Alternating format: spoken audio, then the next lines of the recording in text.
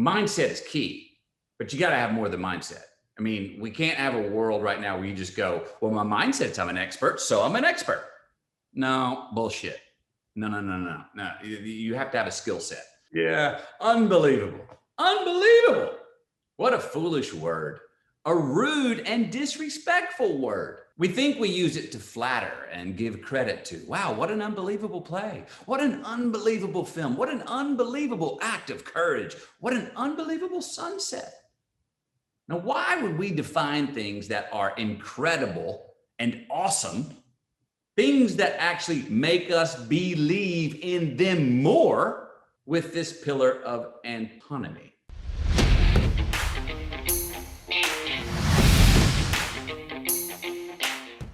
Matthew, firstly, just want to say, I am an avid reader. I've written 2 New York Times bestsellers myself, and I know a good book when I pick it up.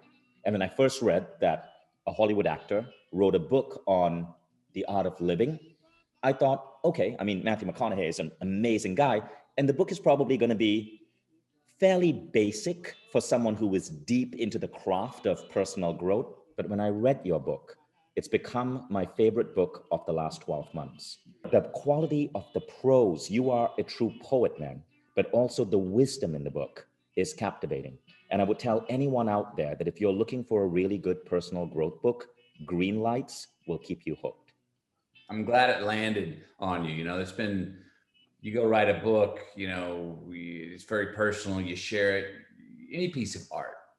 What do you call successful art? Well, when it translates in some way personally. And I found in writing it, like most art that translates, the more personal I got, the more it was applicable to more people personally in humankind. And that's been really the funnest part about this sort of 14-week tour of talking about the book is I'm talking about the same subjects with everybody, but every single person and every conversation is original and particular that I've never had before. I'm looking at some of the social media stuff, right? And I'm seeing, and for those of you who are watching this live, I'm seeing incredible social media posts on how you're interpreting the book. Keep doing that. And don't forget, there's a Q&A box open, and your question, if it gets enough votes, might get asked to Matthew. Now, Matthew, I want to share this opening line from the book. It's about the definition of green lights. Feel free to read from this, or feel free to define, but what is a green light? Green light are the things, and green lights in our life are the things that affirm our way. Freedom, privilege, yes, attaboy, way to go, more please, yes. Things that say carry on. They, as I said earlier, they affirm our way. We like them because they do that. They create no resistance. They keep us in the flow when we're on frequency. Yellow and red lights, you know, yellow slows us down, red makes us stop. We usually don't want yellow and red lights because they impede our flow. But even though we don't want them, we usually find out, which is part of the riddle of the title, is that all the yellow and reds eventually turn green, or at least reveal green light assets via the lessons we had to learn in them later in life. So you need the yellows. You need that to tell us, whoa, take a pause here. Why do I keep stepping in that same pothole back there? To maybe I need to stop and create a forced winter for myself in a red light so I can evolve. Forced winter for yourself in a red light. So I love some of the little doodles and scraps of paper you have in the book. And you have this image. You read it for the audience? Yeah. Some people want the AC on in the gym so they won't sweat. I wear my beanie in July, so I will.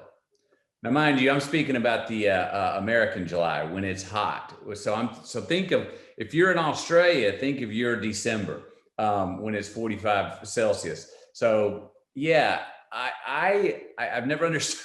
It's kind of a play on. I've never really understood why people want an air conditioner on in a gym. Aren't you coming there to sweat? I run at high noon.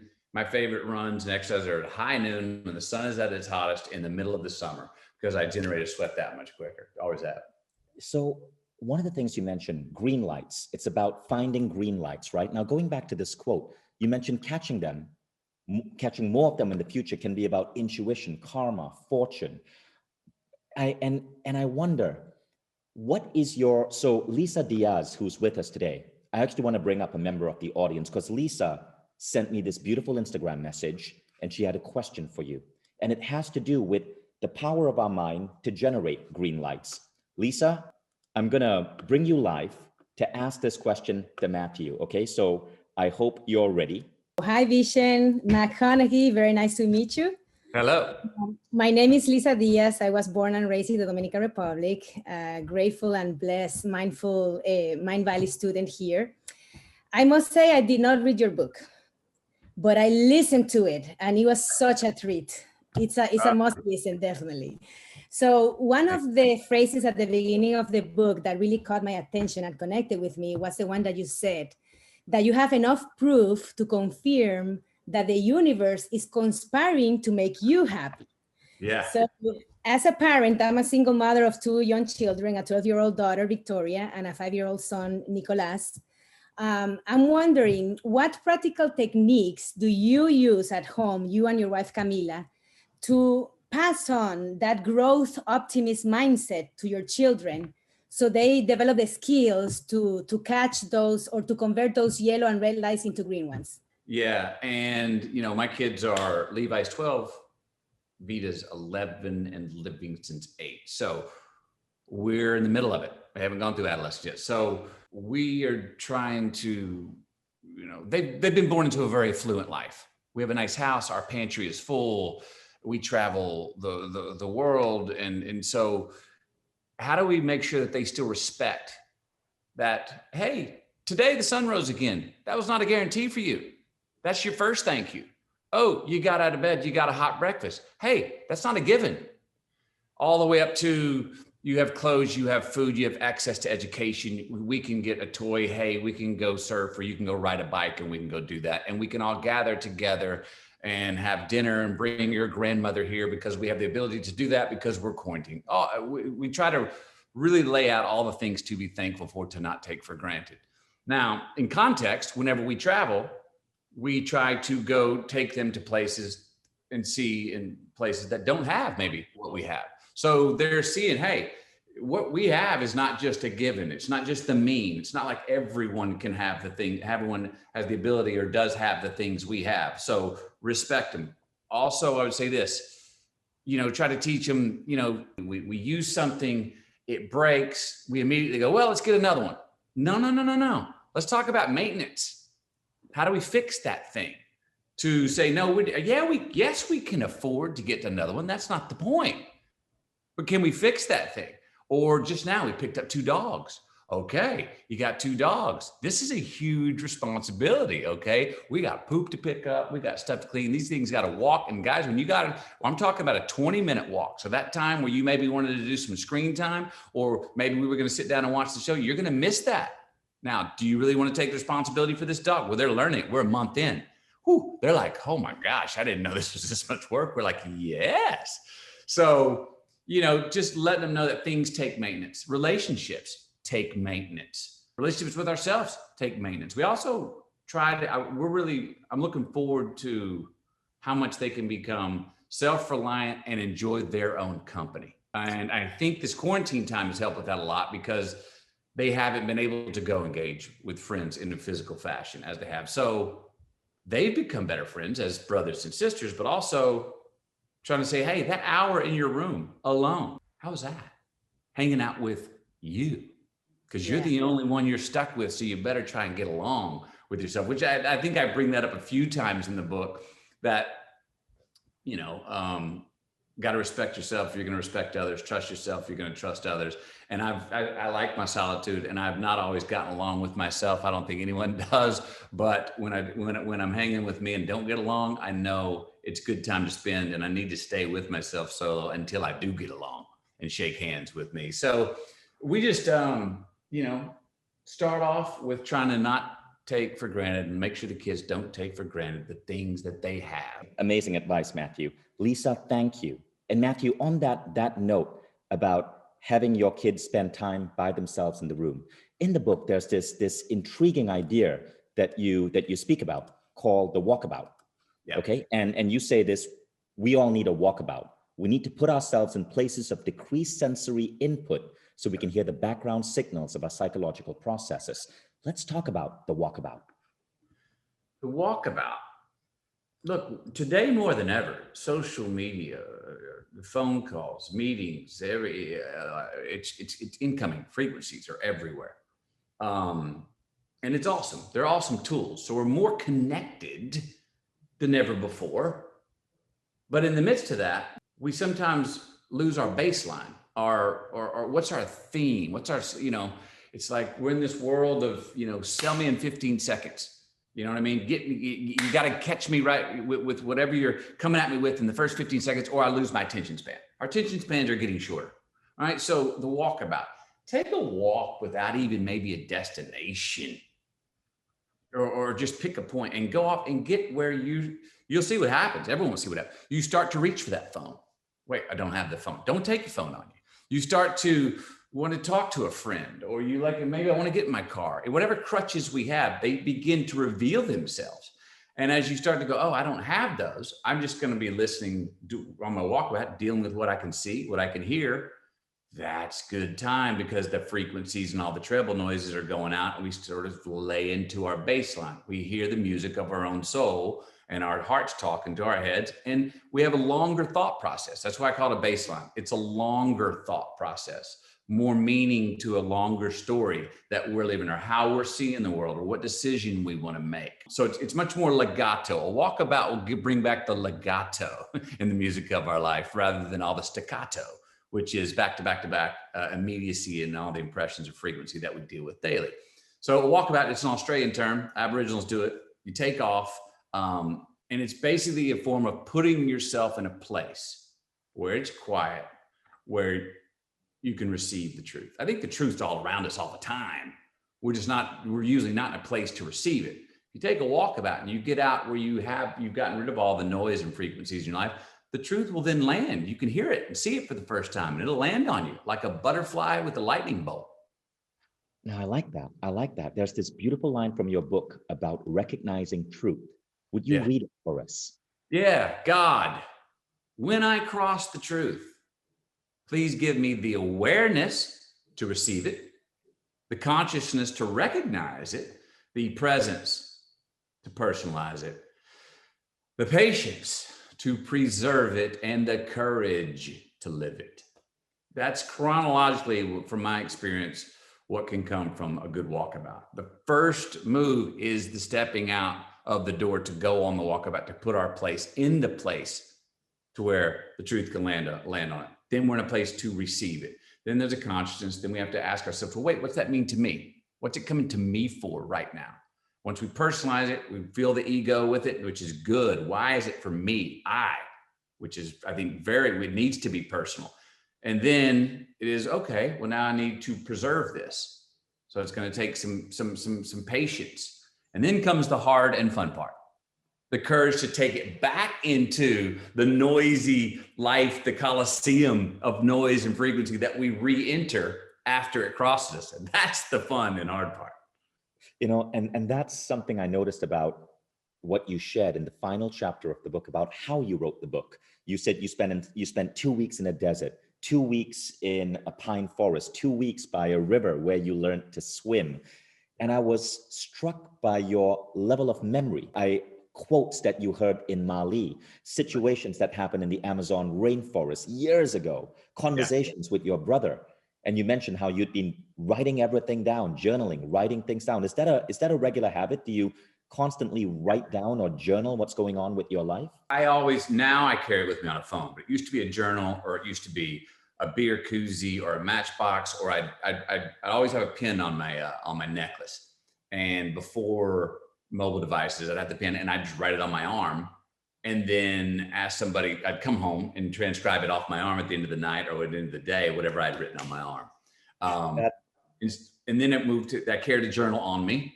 And now I write things down. Anything that moves me or turns me on. Somebody says something, you say something, you spin a lyric in this conversation that makes me go, oh, there's a bigger idea to deconstruct there. I'm going to reach over and write it down. And you're going to go, what are you doing, McConaughey? Why aren't you present with me? And I'm going to be like, hang on, I'm not writing someone else that's not here. I'm actually writing that down, and I'll write it down. And then I'll go, hey, is this what you said? And you'll read it and you'll go, yeah. And I go, I'm going to sign your name on here. And if I use it, I'll footnote you. Is that cool? And so I write it down so I can then forget it, so I can stay present in this conversation. And then after we're off the phone, after we're off the meeting, I can then go back and go, let's deconstruct that idea. Right. And one of the things, folks, I loved about Greenlights is this level of detail. This is my favorite quote in the book. So tell us the context, because this is Ali Farka Touré, who's now become like the musician I'm listening to. You traveled all the way to Mali to meet this man.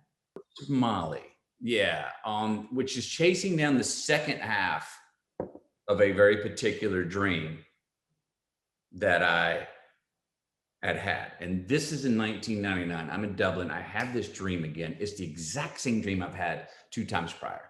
And you'll see in the book, it's now telling me I need to go seek the second half of my dream, which all I know is the second half of my dream takes place in Africa. Where the hell do I go in Africa? Well, it's a mighty big continent, I tell myself, and I'm sitting around for a few days trying to figure out where to go. And I've been listening to my favorite musician, Ali Farka Touré, and all of a sudden, like, it hits me one night. I go, well, he's from Africa. Where's he from? I open up the liner notes. I find out he's from Niafunke on the Niger River in Mali, Africa. I said, boom, there it is. I'm getting a one-way ticket to Bamako. I'll figure it out from there. I fly into Bamako, the capital of Mali, hitchhike 9 hours to Mopti, meet a guide. I say, I want to go find Ali. Ali is up the river, man. Up the river about 4 days. So we get a boat. We go up 4 days. We walk into this city. Where's Ali? They say he live in this town. He live in this town. All of a sudden, this Land Cruiser comes flying by, throwing up sand. They go, this is Ali. So we go chase down Ali. He's not there. He was at his second wife's home. He's Muslim. We find him. He has no idea who I am. We sit down, we have lunch. I tell him about what I love about his music. He tells me about a time in Paris when he made the rain stop. He shows me on a video, blah, blah, blah, blah, blah. And that was that trip. Now, that's in 99. Cut to 2005, 6 years later, I go back to Mali, unannounced. Find my guide, head out. There's a thing called Festival Al Desert. It's in the middle of the Sahara Desert. And I'm like, well, let's go out there. This is 6 years after I met Ali. Okay. And he doesn't even know I'm coming back. On the way to that concert in the middle of the desert, we come across that same Land Cruiser, but it's got the hood up and smoke coming out because it overheated. We pull up. It's Ali and 2 French journalists. He immediately sees me and goes, Dauda, which was my name 6 years prior for my nickname for David in Bambara. Dauda, you've been eating well, my friend, because I'd put on weight, right? Now cut to the 3 nights at this great concert with people, with kids, children's choirs from Morocco playing with Ali on a stage, all these great musicians. The last night, I'm walking around at 4 a.m. and I hear these strings coming from under a tent. And I know they're Ali strings. I dip my head under the tent, go in, I sit there with him, he plays. I get a personal concert for 2 hours until the sun rises. At the end of it, I say to him through the translation of the French journalist, Ali, why do you not play in Europe or America? And he tells me this quote in Bambara, because there I would be dried shit. Neither me nor my scent would stick with you. But here I am wet shit. Both me and my scent stick with you. And I was like, and that was through translation. And I wrote that down. Put that down in your arm. Way to break it down, man. I love that. One of the things I appreciate about a good writer is the storytelling. Yeah. The storytelling. And as you tell your stories, there are lessons there. You know, when you told the story about Ali, well, the first thing, folks, when you buy this book, read it with Ali Farka Touré's music playing on Spotify. You will frickin' thank Mathew later. But Mathew, I also noticed little things about you as a person.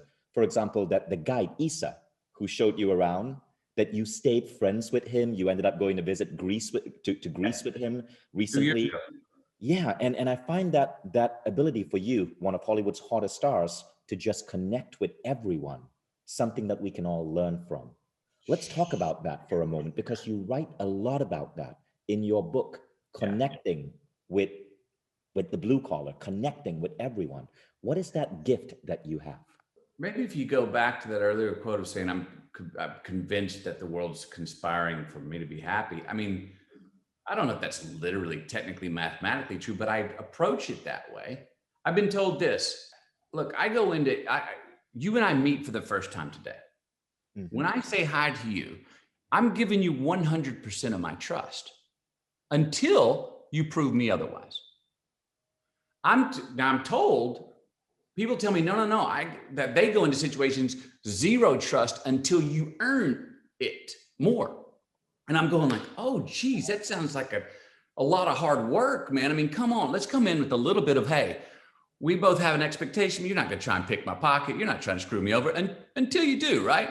I think if we come in with that idea and greet the world like that, even strangers sometimes, we get a more like response, trusting response from them. So I've always loved finding the common denominator of mankind, whether that is blue collar trailer parks or going to Mali and meeting Isa or spending time with kings and queens and around the world. What's the common denominator? Well, look, people like community. They like to laugh. They like to have something to look forward to. They like to have a good conversation. And you said earlier, the passport. Someone's got a full passport, you can pretty well, they're going to be probably good company. So I love this line from your book, okay? It's about appreciating a place fully and giving it the justice it deserves. This was a huge lesson for me, because sometimes when I travel, and I bet all of you watching, have experienced the same thing, you might bitch and whine about something different from what you're used to. But Matthew, would you read this extract that you wrote? Yeah. To appreciate a place fully, a man must know that he can live there. When all his discomforts disappear and he lets himself be owned by the place. He needs to customize and localize himself to the place he visits to the degree that he knows he could dwell there forever. Now, then and only then is it truly acceptable for him to leave. Wherever you are, give the place the justice it deserves. Yeah, I believe that. We all head out on a walkabout or a road trip or go travel somewhere. And you start to get cold feet halfway there. You're like, maybe I think I need to turn around. It's time to go home. Time to go home. I've had the best stories and the best lessons I've learned when I kept going and went to a place and really looked at it, not like, when am I going to get out of here? How soon can I go home? Look at it like, no, I'm staying here until I'm going, this could be my existence. I could live like this. I go visit a monastery, stay until I believe that I could be a monk.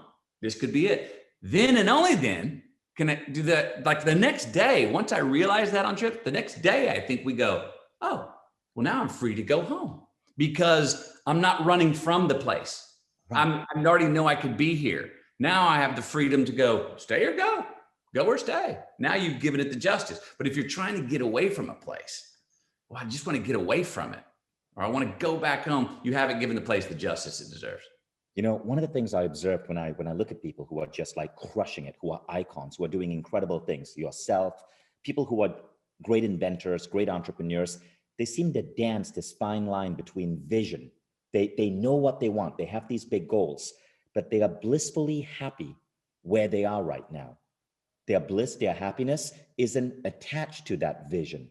And I noticed that about you in your writing, right? The simplicity of the life you led, but the visions that you aim for, the goals. That seems to be in their lives, that art, right? I mean, it's of living, I think, a day at a time with the big picture in mind.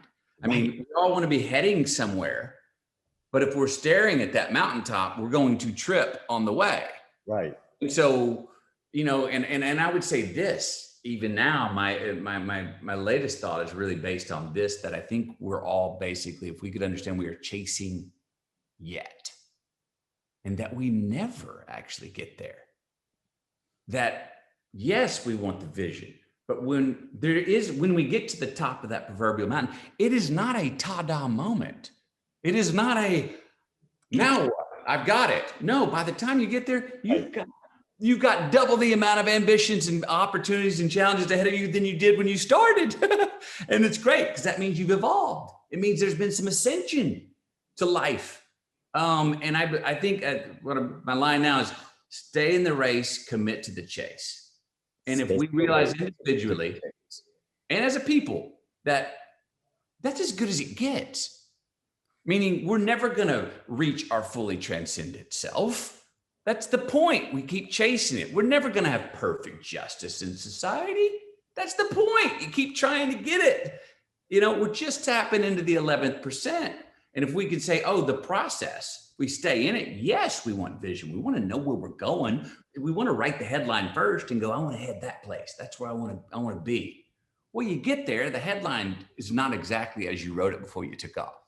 Hopefully it's generally in the same storyline structure, but it's always yet. Because even when you get to where you think you want to be, you're still going, oh, this is just on the way to yet. And I'm never going to reach. There were a couple of interesting things that I noticed about your book. You mentioned finding a book by Og Mandino called The Greatest Salesman in the World, right? And you borrowed it from one of your college buddies.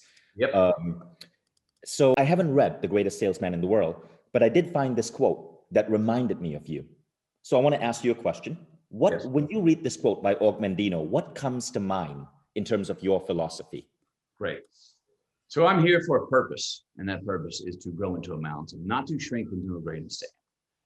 Henceforth, from now on, will I apply all of my efforts to become the highest mountain of all, and I will strain my potential until it cries for mercy. Yeah. Oh, I like the teeth that he puts in there at the end. Make it cry for mercy. You know, I always say that truth burns and love has fangs. For me, I would say this is about that highest mountain for me individually, and I think for each of us, instead of where the world tells us maybe that means more or more money or more things, I think that highest mountain is truest self, our truest self. If I can be my truest self, that's the higher mountain. That's the wider mountain. That's the mountain with roots that are wider and deeper, not just a vertical ascension to go, oh, I was the tallest, I got to the highest. Well, I want the one with really a great solid base is the truer self. So that's what I'm chasing, which I know I'll never get there completely. The truer self. So, okay, so there was this one moment in your book where I shed a tear. Okay. And it was after I finished the book. And it was a beautiful book. And then all of a sudden, there was this PS chapter. And in the PS chapter, you shared a list of goals. I'm going to bring it up on screen right now so everyone can see it. A list of goals you wrote for yourself 2 weeks into filming Dazed and Confused, your first movie. And this was in 1992. Yeah. Would you read that? Oh, read a couple of those items for us? Because I just want to point out why I'm bringing this up. There's so much here that's so simple, so elegant, so true to oneself. But then there's one goal that just, boom, seems awkward and near impossible for most people. Go ahead, Matthew. Yeah, 10 goals in life. This is in September the 1st, 1992. Number 1, become a father. Number 2, find and keep the woman for me. Number 3, keep my relationship with God. Number 4, chase my best self. Number 5, be an egotistical utilitarian. Number 6, take more risks. Number 7, stay close to mom and family. Number 8, win an Oscar for Best Actor. Number 9, look back and enjoy the view. Number 10, just keep living. Yeah, I found this when I was writing the book. I found it in my diaries. I forgot I wrote it. I remember when I wrote this. I wrote this I was in the top bunk of my fraternity house at college. And I was about to go to bed and I wrote this out 2 weeks into filming Dazed Confused. And I never looked at it again. I forgot about it. But here I find it however many years later, and I look at it and I go, son of a bitch, you have achieved or are in the midst of achieving all 10 of those. So obviously you actually didn't forget you wrote it, did you, Matthew? But I never looked at it again until I found it when I was writing the book. Yet you won that Oscar. That's the near impossible one. Now, well, that's the one that's so specific. That's like, what? Yeah.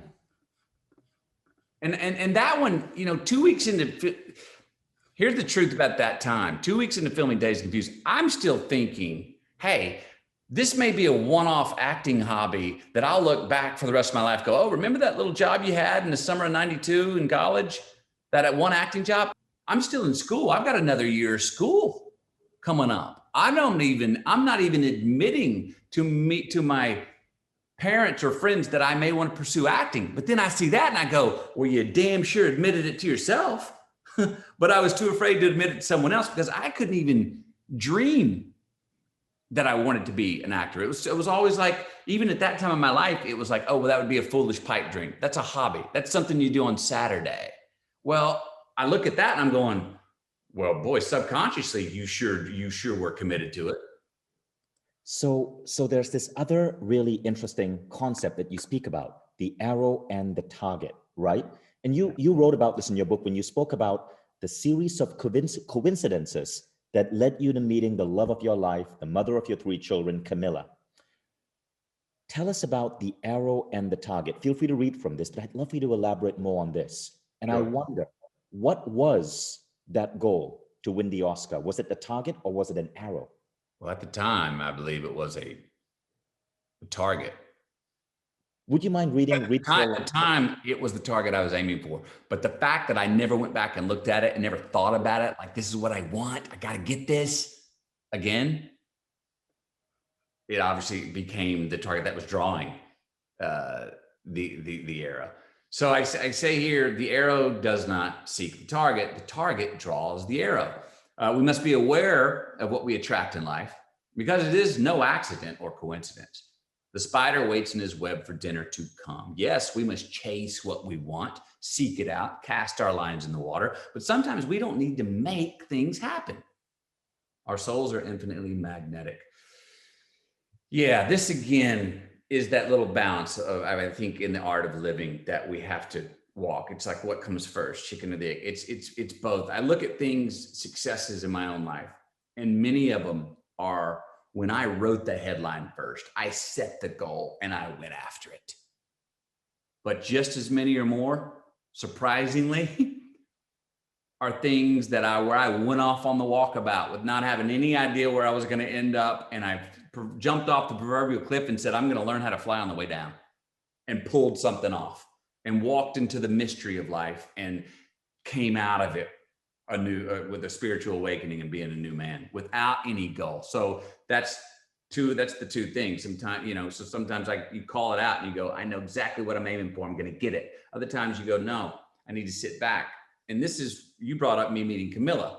It was a time in my life where I was single, but I was in my 30s and I found myself I was looking for the one at every red light, in the produce section at the supermarket, at every party. I'm looking, possible, she, me, maybe her. And you saw me. I just leaned up when I was telling you the story. Well, I had to all of a sudden go, well, quit leaning in and looking for so much. Why don't you lean back and be present and give yourself the justice you deserve and have a look around and say, if it comes, it's going to come. You be more yourself, you'll draw that. And damn if that isn't what kind of happened when I look back. And I was at the right place, right time, saw the right woman and met her. And that was 15 years ago. And that's Camille. I didn't find her until I quit looking for her. I love that. Until you quit looking. Okay, there's an important lesson there. So we have 3,200 people live with us right now. And I want to play this clip from Dazed and Confused. I just watched the movie for the first time on just 2 days ago. But the important thing to understand here is that once again, you were at the right place at the right time. You'd gone to a bar where with Tonya, your girlfriend, your classmate Sam was the bartender. Sam mentioned that there was a Hollywood scouting agent, Don Phillips, in Austin, filming a new movie, looking for talent. He told you to go talk to Don. You went and you charmed the heck out of Don. And that led to this classic movie scene. Let me just turn on the audio. I want to play this for 1 minute so people who haven't seen Dazed and Confused know what this is about and know this is where the legend began. Freshman, right? Yeah. So tell me, man, how's this year's crop of freshman chicks looking? What you gonna end up in jail sometime really soon, I know that. But, no, man, yeah. No, man, I tell you. Yeah. That's what I love about these high school girls, man. I get older, they stay the same age. That line became a classic. Yes, they do. And then... All right. say, all right, all right, all right, but you aren't even in the scene. You're just kind of pulling up. Again, a legend. So I love hearing the story of how that tiny encounter in that bar, and you again being Mathew McConaughey and charming the heck out of Don, him later becoming your friend, helped put you on that path. But there was one part of the book that really struck me. It's when you moved to Hollywood, you were staying on Don's couch, and you asked him if he could get you some auditions, and he snapped at you. And you told that story. I'd love for you to explain the lesson here. Don Phillips, the man I met, who was the casting director in that bar, who I went up and intentionally went up to him and talked to him. We got along. He calls me in, says, hey, come in, read for this part. You might be right for this part. 3 lines turned into 3 weeks work, and now turned into a career 29 years later. So I move out to Hollywood a year later.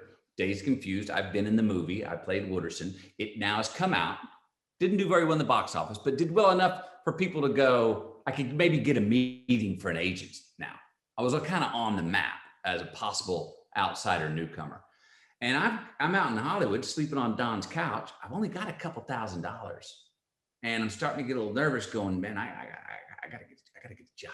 Man, I gotta get it. And I go to Don. I've been out there for about 2.5 weeks. I go to Don. I said, Don, can you get me a meeting with an agent? And he just snapped. I remember him pounding the table. You shut that fucking talk up right now. You got in this town smells you needy. You're fucking done. What you need to do is get the hell out of here and go off and do something. Quit thinking about getting a goddamn agent. That's what you need to do. And don't you come back and talk to me about an agent until you don't need it. Wow. And I understood what he was saying, even though he was scolding me. And I did get out. I put on a backpack, got an economy ticket with a couple of buddies to Amsterdam, rented motor. There's a story about how we rented these motorcycles on a lark for nothing and lived off of, a few dollars a day and staying in youth hostels for a month, and came back, and I hadn't even thought about acting or getting an agent. And as soon as I get back, I'm sitting around about a week later, I'm sitting around with my cutoffs. I've got a couple of plants that I had grown, and I'm watering those. I'm having a beer, and I'm sitting there not even thinking about tomorrow getting an agent. And that's when Don goes, "You're ready." And I go, "For what?" And he goes, "For an agency meeting tomorrow morning, 8 a.m. Brian Schwartz and Beth Holden, William Morris Agency. We're going." I'm like, "Oh, cool, great." He was right. I went into the meeting. I didn't need him.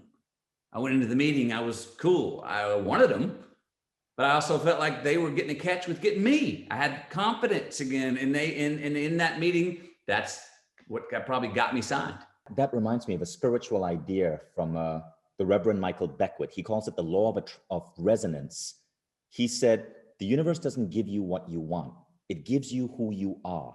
When you embody that, that's when the soul of the world bends to give you who you are. Heard. I like that.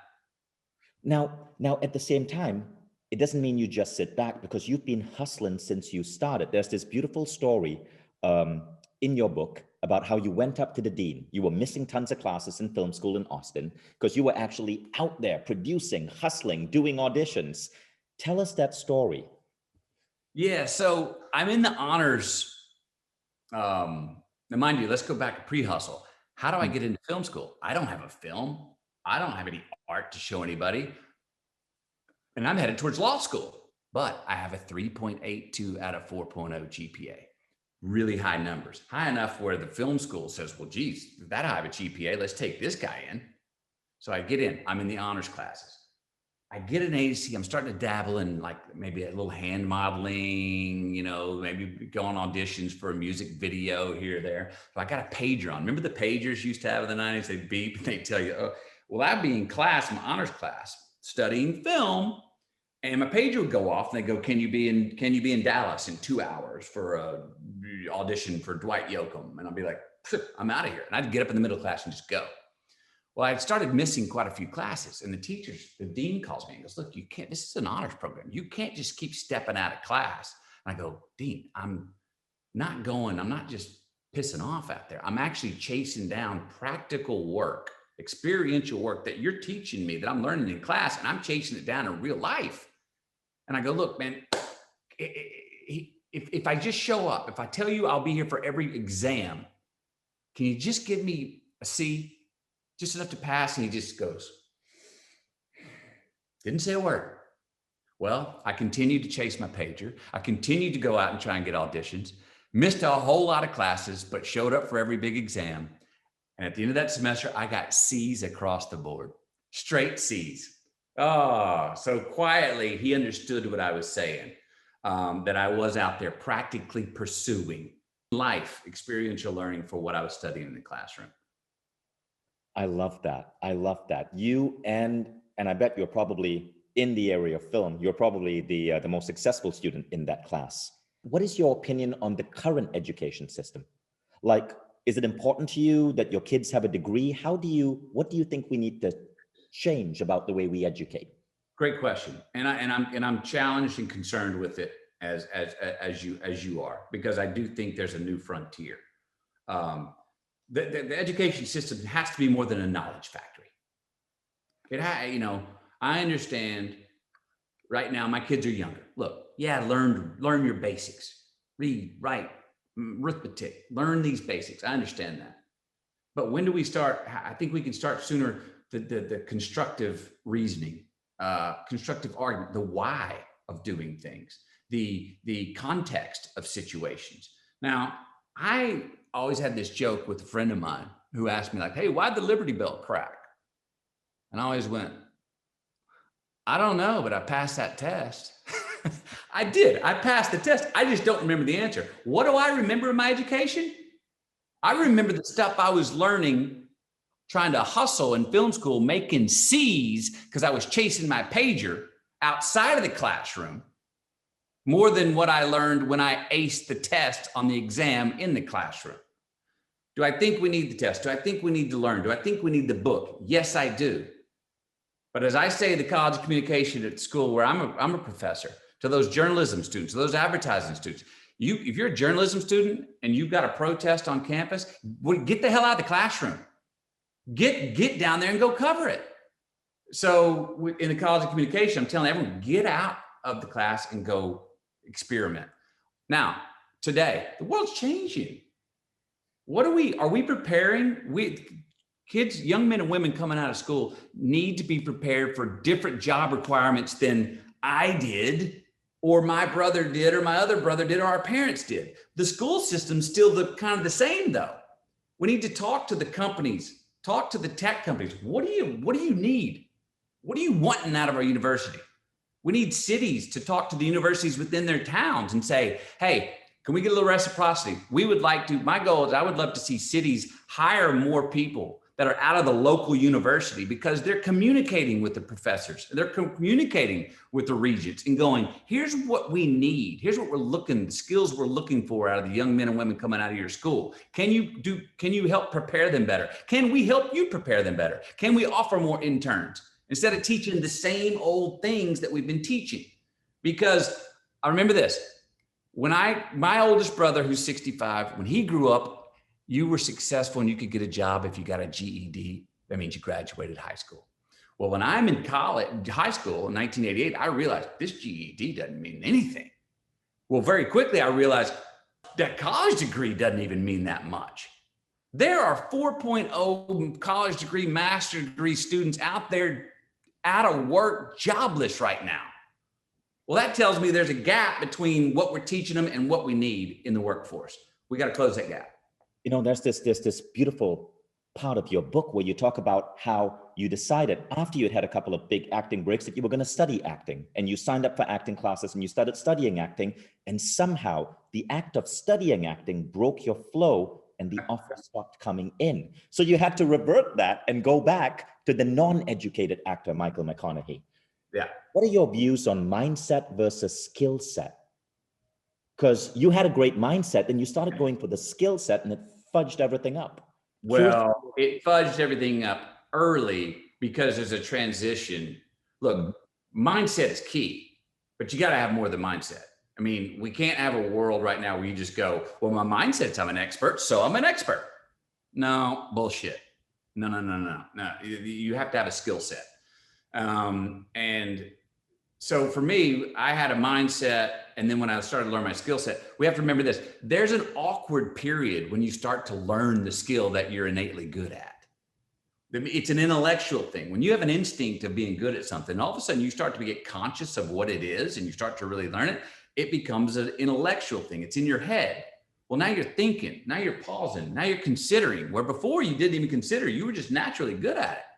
Well, you have to go through the skill set until that information moves from the brain, the intellectual process, into the body and gets incorporated into your instinct. Now your skill set's getting set, but understand there will be an awkward time, a transition, but you will evolve in the learning of the skill set. But it's not supposed to be easy. And actually, when I started to learn my skill set of acting, in the book, you know the story, I completely embarrassed myself by being ill prepared for a job that I was irresponsible not being prepared for and was quite embarrassed. Now I thought, oh, well, I don't want to learn acting then, because now I just failed for the first time when I started to learn what the hell it was. No, actually take the risk to dive into the skill set to an extent that it becomes instinctual and becomes part of the flow. So you're evolving, or as my golfer friends say, you're lowering your handicap by learning the skill set. Thank you. I'm looking at the comments right now. We have 3,100 people live, and the comments are blowing up when you talk about education. Mathew, as we come to the tail end of this, I love this quote from your book, unbelievable, and why you say this is the stupidest word in the English language. Would you read that and tell us about this? Yeah, unbelievable. Unbelievable. What a foolish word. A rude and disrespectful word. We think we use it to flatter and give credit to. Wow, what an unbelievable play. What an unbelievable film. What an unbelievable act of courage. What an unbelievable sunset. Now, why would we define things that are incredible and awesome, things that actually make us believe in them more, with this pillar of antinomy? Unbelievable. Stupid ass word. It's a cop-out. Yeah, don't like the word at all, and think we should get rid of it, because the things we usually say unbelievable about are the things, as I said, that make us believe in the awesomeness of life more. And you also go on to say, a roof is a man-made thing. Yes. I really love this one and unpacking what this means. And I think each of us individually can really dive into this one. The constraints we put on ourselves, our potential, those are man-made. Who the hell do we think we are putting those ceilings above ourselves? I've done it. I do it all the time. Things are going so well, I get nervous. Geez, why me? Why do I deserve this? This is too good. It's too good to be true. This is unbelievable. That's a very arrogant thing for me and us to do. It's an arrogant thing for us mortals to put a roof over our head and go, well, that's as good as it can get. That's as much as I can succeed. That's as much as I can love. That's as sad as I can get. That's as happy as I can get. Now, no more.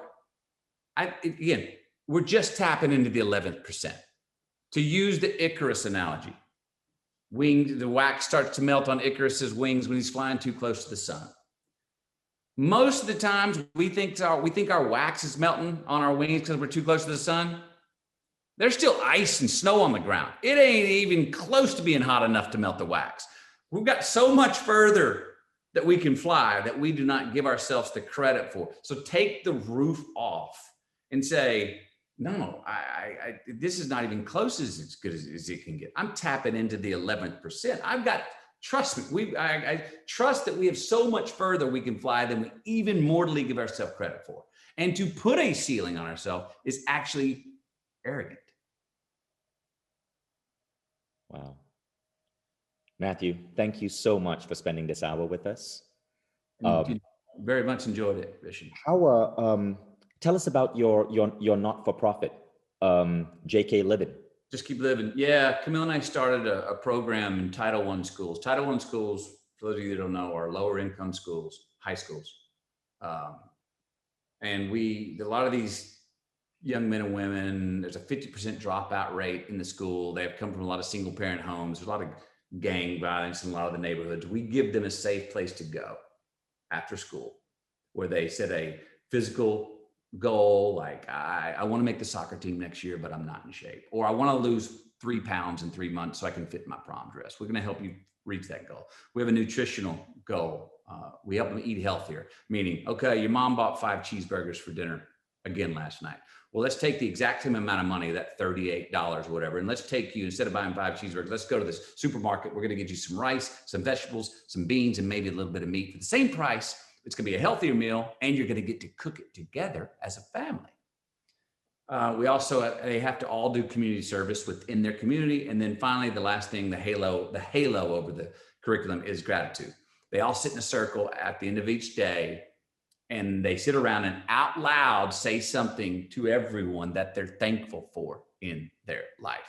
And the coolest thing I've heard about this is that the young men and women love about the gratitude circles. They say, I'm hearing peers of mine say thank you for things in their life that I have in my life that I've never said thank you for. And so that's what we got going. We're in 39 schools across the US, and we're growing where we're needed and looking to go international if we can. How many students are you supporting with this? We have supported over, I'm not sure how many thousands. It's been over 10,000 over time. And the classes are usually 30 to 60 students a piece per semester. The main funds go to paying that teacher a salary who is usually in the school. That if we don't have the right teacher on the ground who loves the program, who's hustling the program within the school, who has the enthusiasm to say, I love this, what it's doing, then our program won't work. We've only had one program that didn't work because it was actually the area and neighborhood it was in, it was too affluent. But we get, donations for buses and field trips and, Cliff Bars and water and exercise equipment for the kids. And it's talk about resonation. We're feeling the program resonate. And we've got, a girl comes into 9th grade, drug problems. Her older brother was in a gang, failing school. She just graduated at the top of her class from UCLA University 8 years later. Things like that. And she goes, wow, I learned these skills through the program. That feels great. That's amazing. And you know what I appreciate about you? There's this moment in your book when you talk about how the first step to deciding who you are is deciding who you aren't. And you had to make a call. You had to sacrifice 5 projects from your life. And you sacrificed your production company, you sacrificed your reggae music publishing business, and you kept your foundation so you could help these kids. So much respect there. Yeah, thank you. And Mind Valley just launched Mind Valley for Teens. If we can do anything, whether it's a donation or something to support the teachers, we've been looking for good NGOs in education to support, especially for teenagers. Let's have our people connect because there might be some huge potential there. Love to, please. Yeah. So thank you, Michael. We're at the end of the hour. Thank you for gifting your wisdom to the 3,000 people live. This is going to be all over YouTube, Instagram. And guys, go out and get Greenlights. It's an amazing book. Michael, thank you so much. Vishen, thanks, everyone. We will see you next time out there in the world. Fill that passport up. Take care. Bye.